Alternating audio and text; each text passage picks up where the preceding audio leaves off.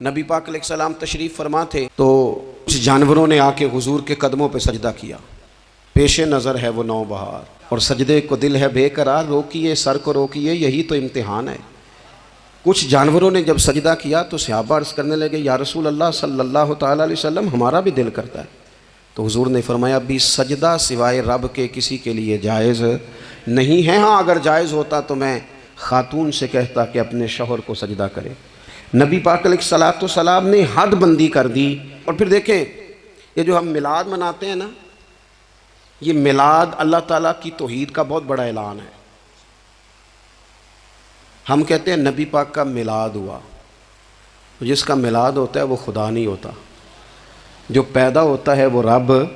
جب ہم میلاد منا رہے ہوتے ہیں تو ہم یہ بتا رہے ہوتے ہیں بھئی حضور خدا نہیں، حضور تو 12 ربیع الاول کو پیدا ہوئے.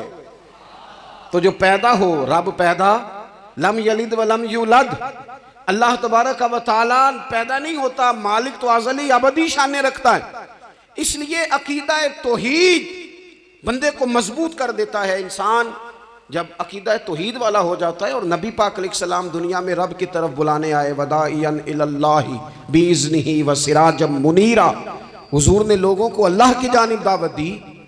جب انسان توحید والا ہو جاتا ہے تو مضبوط ہو جاتا ہے. وہ کسی سے نہیں ڈرتا، وہ سمجھتا ہے ہونا تو وہ ہے جو میرا رب چاہے گا، مجھے پریشان ہونے کی ضرورت کیا ہے. پھر اس کا بھروسہ بھی اللہ تعالیٰ پر، اس کی امیدیں بھی اللہ رسول سے، اس کی توجہات کا قبلہ بھی سارا ادھر ہی. تو حضور نے لوگوں کو عقیدہ دیا، مضبوط کیا. رسول پاک صلی اللہ تعالیٰ علیہ وسلم نے ذہنوں کو پختگی عطا فرمائی. تو سب سے بنیادی چیز حضور کا جو احسان ہے وہ عقیدہ ہے. پھر بعض خاص طبقات پر حضور نے خاص احسان کیا. آج بھی پوری دنیا میں ڈھنڈورا پیٹا جاتا ہے عورتوں کے حقوق کا، پوری دنیا کے اندر. اور بعض لوگ عورتوں کو بڑا دھوکہ دیتے ہیں، کہتے ہیں تمہیں حق نہیں ملتے لہٰذا تم سڑکوں پہ آ جاؤ.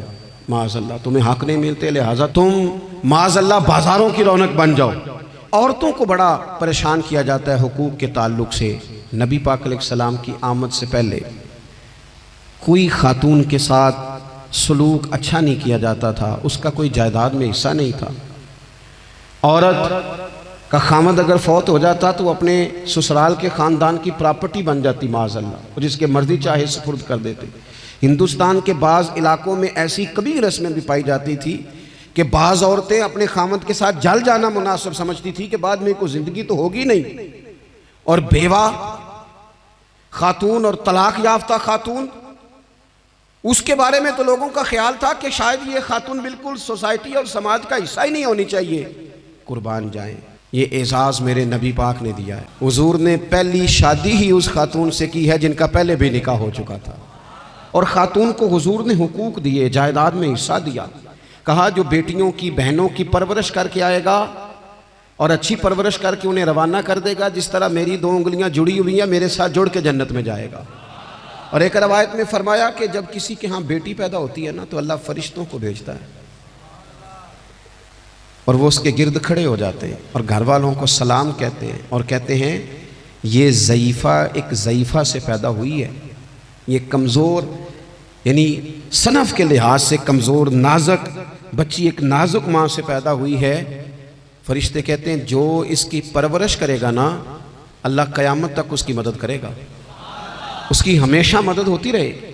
اور نبی پاک صلی اللہ تعالیٰ علیہ وسلم کی خدمت میں آ کے جب خواتین نے کہا تو نا یا رسول اللہ ہمارے تو دین دنیا کے معاملات میں مردوں کے تعلق سے کمزوری ہے. کئی دن تو ہم ویسے نماز نہیں پڑھ سکتی مہینے میں، کئی دن تو ہم ویسے عبادات کے قریب نہیں جا سکتی، جہاد پہ ہم نہیں جاتی، گواہی ہماری مردوں کے برابر نہیں. تو یا رسول اللہ صلی اللہ علیہ وسلم ہمارا بھی کوئی اعزاز ہے.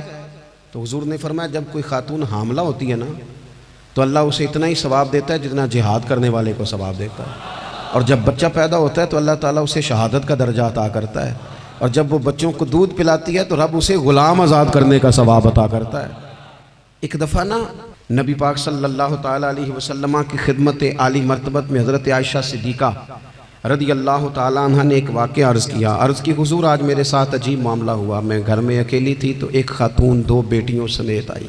اس نے کہا کہ میں بھی بھوکی ہوں، میری بیٹیاں بھی پریشان ہیں، کھانا نہیں کھایا. سیدہ پاک کہتی ہیں یا رسول اللہ میرے پاس بھی 3 کھجوریں تھیں گھر میں پڑی.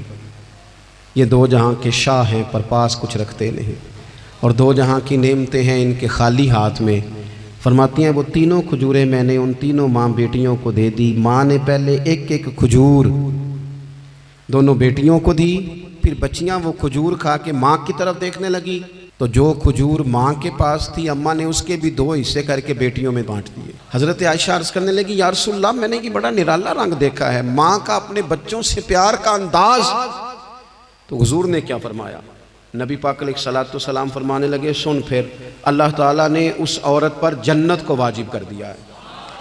فرمایا اللہ نے اسے جہنم سے دور کر دیا جو بیٹیوں کے معاملے میں آزمایا گیا، اور جس نے پھر ان کے ساتھ اچھا سلوک کیا۔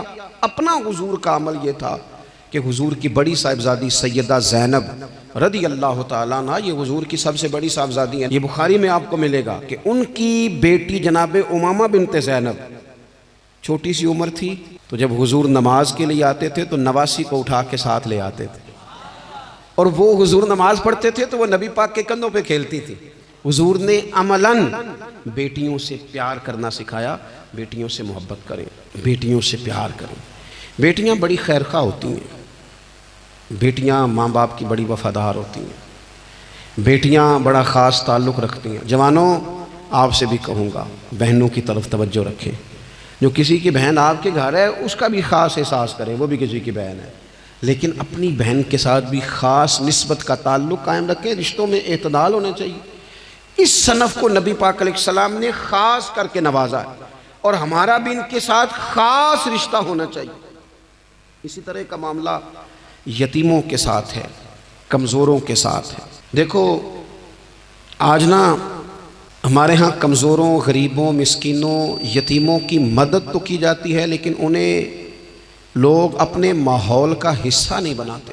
یعنی کبھی گئے تو غریبوں میں آٹا بانٹ آئے، کبھی گئے تو غریبوں میں جا کے کپڑے تقسیم کر آئے، کبھی گئے تو غرباء کو کچھ وقتی طور پر کچھ ضروریات زندگی دے دیں، کبھی عیدیاں بانٹ دیں، کبھی سیلاب زدگان میں چلے گئے۔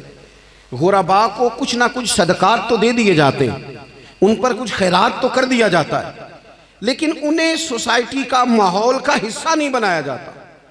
ایسا نہیں ہوتا کہ ان غرباء کے بچوں کو اٹھا کے بڑے شہروں میں لایا جائے، ان کی تعلیم کا خیال کیا جائے، انہیں اپنے ماحول میں رکھا جائے، ان کی بہترین پرورش کا بندوبست کیا جائے۔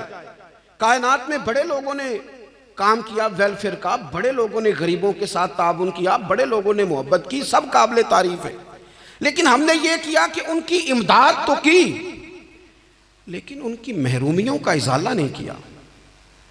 اور وہ امداد لے رہے تھے تو ان کی پچھلی نسل بھی امداد لے رہی تھی، یہ نسل بھی امداد لے رہی، اور خدا نہ کرے کہ اگلی نسل کو بھی امداد لینا پڑے۔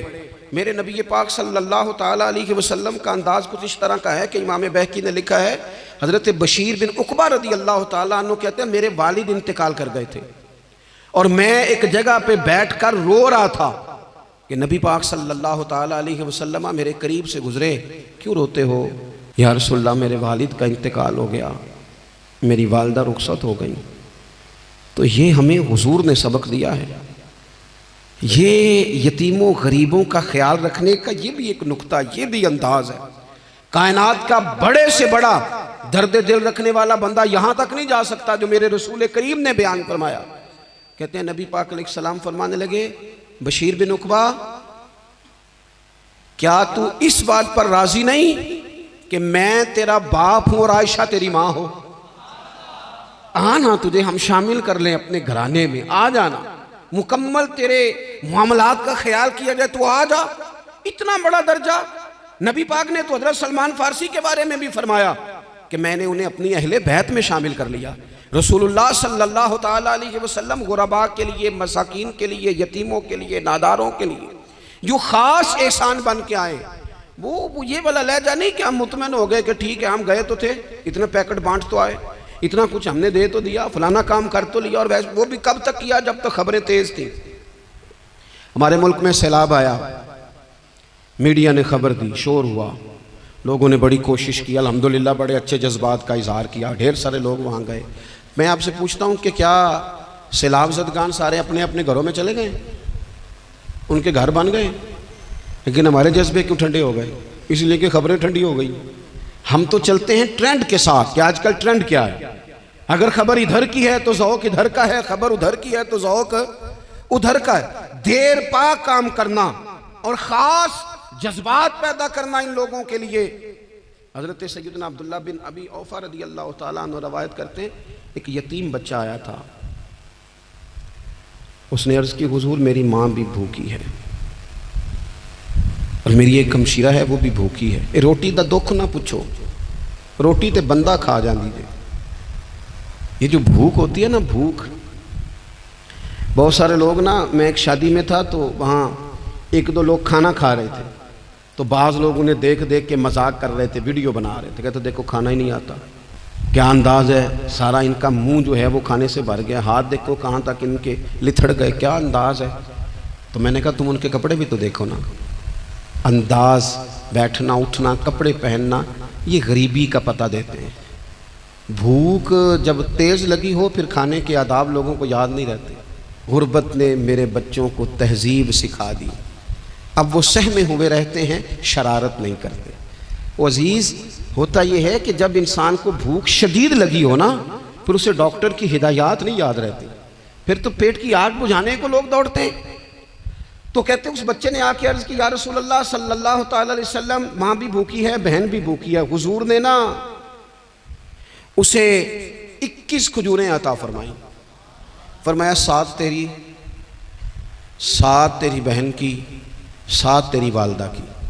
اور یہ حضور نے 21 کھجوریں دی ہیں، یہ نبی پاک نے 21 دی ہیں، ہاں یہ حضور نے 21 دی ہیں۔ اور حضور تو اشارہ بھی کر دینا تو پھر روٹی ساری زندگی ختم نہیں ہوتی۔ وہ حضرت ابو ہریرہ کو بھی ملی تھی، فرماتے ہیں میں کئی سال کھاتا رہا، 1 کلو کھجوریں تھی پر ختم ہی نہیں ہوئی۔ 21 کھجوریں حضور نے دیں۔ حضرت معاذ بن جبل رضی اللہ تعالیٰ عنہ اٹھے اور دوڑ کے جا کے نا اس یتیم کے سر پہ ہاتھ پھیرا اور کہنے لگے پتر اللہ تجھے اپنے والد کا جانشین بنائے۔ تو حضور فرمانے لگے معاذ یہ تم نے کیا کیا؟ عرض کی حضور اس بچے کی بات سن کے میرا دل بھر آیا ہے، محبت نے انگڑائی لی ہے تو میں نے یتیم کے سر پہ ہاتھ پھیرا ہے۔ یہ دیکھو حضور کا رشتہ۔ نبی کریم فرمانے لگے سن پھر، جس نے کسی یتیم کے سر پر محبت سے ہاتھ ہی پھیر دیا نا تو اللہ ہر بال کے بدلے اسے ایک نیکی بھی عطا کرے گا، ایک گناہ بھی معاف کرے گا اور ایک درجہ بھی بلند فرمائے گا۔ چلو ہاتھ ہی پھیر دیا، تو نے کچھ تو کیا یتیم کے ساتھ، تیرا کوئی تو اس سے رشتہ ہوا۔ اور تیسرا طبقہ ہے غلاموں کا، مسکینوں کا، غریبوں کا۔